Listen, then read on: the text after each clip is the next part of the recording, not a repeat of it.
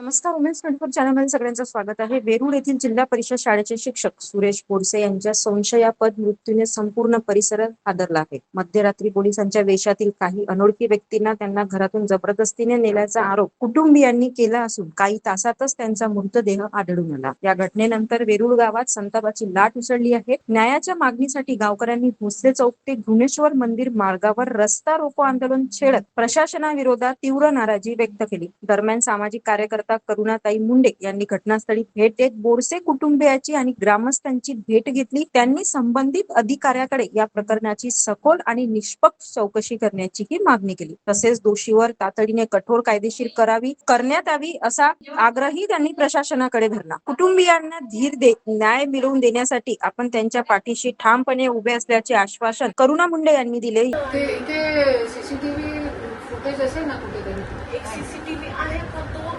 अलीकडे आहे, त्याच्यात फक्त पप्पांना खेचत ओढताना दिसतंय. काय होईल तो गाडीच्या नंबर गाडी जप्त केली. अच्छा अच्छा तिथं गाडी तिथं गाडीत टाकलं ना तिथं सीसीटीव्ही वगैरे पण नव्हतं. मला असं माहित पडलेलं आहे की ते लोकांची बेल झालेली पण याच्यासाठी आपल्याला काय करायचं आता? तुमच्या काय म्हणणं आहे? नागर बोजे आणि त्यांचे जे साथीदार त्यांना गाईड करत त्यावेळेस त्यांची हल्ले झालेली आहे आणि त्याच्यामुळे त्यांना मृत्यूच भाग पाडला आहे. त्यांनी त्यांच्यावरती सेक्शन दाखल करावे. मतलब जितके लोक अगोदर आहे का? माझ्या असं म्हणणं आहे, मी इतकी लांबून कशाला आलेली आहे की जिथे अन्याय अत्याचार होतोय तिथे मी जाते. पण माझ्या असं म्हणणं आहे की आज भाऊच्या असं झालं, पुढे असं पूर्ण महाराष्ट्रामध्ये असंच सगळं सुरू आहे. पोलीस लोकांच्या अन्याय अत्याचार सुरू आहे. पण माझं असं म्हणणं आहे की जितके लोक होते त्यांच्यावरती मकोकामध्ये गुन्हा दाखल व्हायला पाहिजे 302च्या, क्योंकि ते लोक बालू माफिया पण होते ना आणि भाऊनी त्यांना थांबवण्याचा प्रयत्न केला होता. काय ते म्हणजे कसं आहे सर, आमचे जे आहेत ते न्यूजवरती मी परिषदेला बघितलं. शिक्षक आहे आणि रोज शाळेत जाण्या येण्याचा मार्ग आहे आणि शाळा त्यांची इथे जवळच आहे. त्याच्यामुळे सर्व जे गावकरी मंडळी आहे की त्यांना चांगल्या प्रकारे होते आणि त्यांचे जे विद्यार्थी त्या घरातली मुलं होते त्याच्यामुळे अगदी सहज येतो येण्या जाण्याचा रस्ता आहे की तिथे लेडीज सर्व बाहेर उभ्या होत्या. तर बाहेर उभ्या असल्यामुळे ते येत असतील तिकडून आईस्क्रीम घ्यायला गेलेले होते. येत असताना त्यांना म्हटलं असेल कोणी, कारण त्यांचं सोशल नेटवर्किंग चांगलं असल्यामुळे त्यांना अगदी कोणी त्यांचे प्रॉब्लेम सांगायचा, म्हणून ते बघायला गेले तिथे.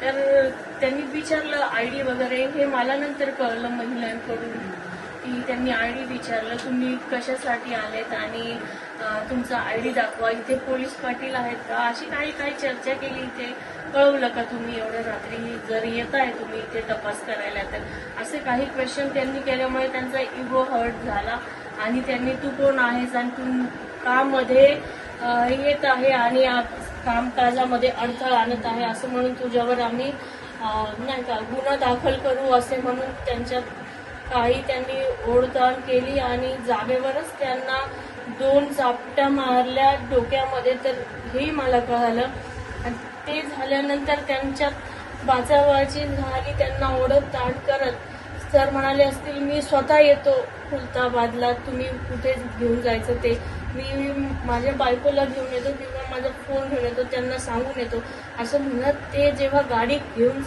स्कूटी घेऊन येत होते तर त्यांच्या गाडीलाही धक्का देऊन पाडलेला आहे. माझा जो भाचा आहे छोटा मुलगा, तर त्यालाही धक्काबुक्की त्यांनी केली आणि त्यांनी नाही का असं तोंड पकडलेलं आहे.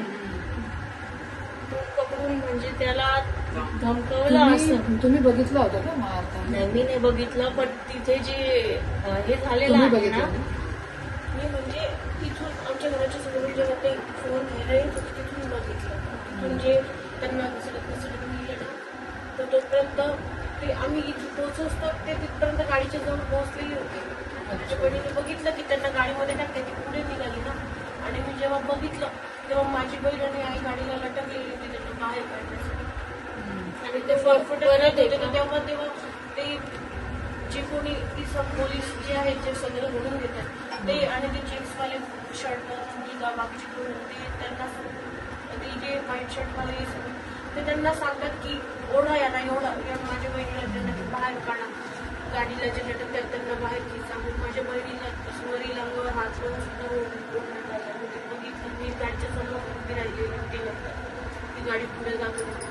तर तुम्ही मागणी केली असेल ना की ते लोकांना असं आरोपी करा, जितके लोक होते त्यांच्यावरती त्यांच्यावरती गुन्हा दाखल 302च्या गुन्हा दाखल मागणी झाला. केली होती, गावाने केली. या प्रकरणामुळे परिसरात तणावाचे वातावरण निर्माण झाले असून आता या संशयास्पद मृत्यूमागील नेमके सत्य काय याकडे सर्वांचे लक्ष लागलेले आहे. अशाच घडामोडीसाठी बघत राहा उमेश 24 चॅनल.